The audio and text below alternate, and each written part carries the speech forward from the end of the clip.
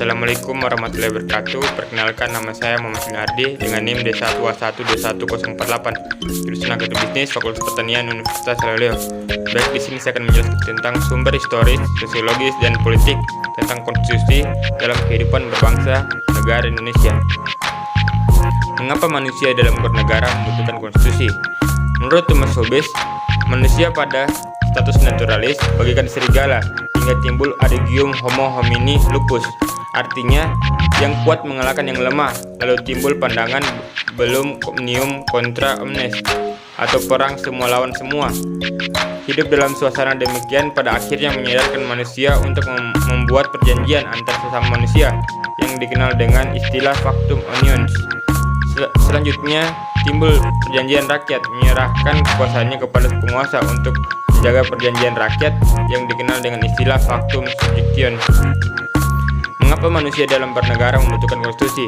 Tentu Anda sudah mendapatkan jawabannya, yaitu agar dapat membatasi kekuasaan pemerintah atau penguasa negara. Sebagai contoh, Undang-Undang Negara Republik Indonesia tahun 1945 pasal 7, Presiden dan Wakil Presiden memegang jabatan selama 5 tahun dan sesudahnya dapat dipilih kembali dalam jabatan yang sama hanya untuk 1 kali masa jabatan.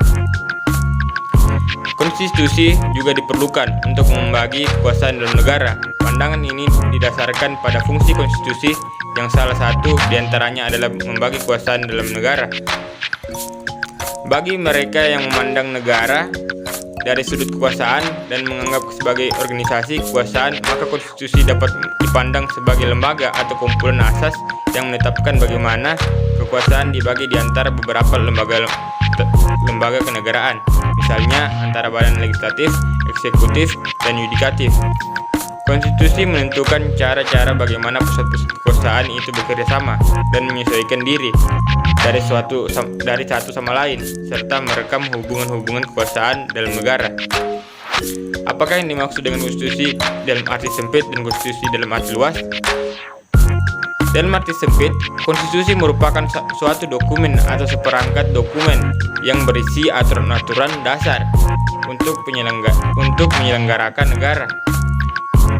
Dalam arti luasnya, yaitu konstitusi merupakan peraturan baik tertulis maupun tidak tertulis yang menentukan bagaimana lembaga negara dibentuk dan dijalankan. Baik, itu saja penyampaian dari saya. Bila ada salah kata mohon dimaafkan. Wabillahi taufiq wal hidayah. Wassalamualaikum warahmatullahi wabarakatuh.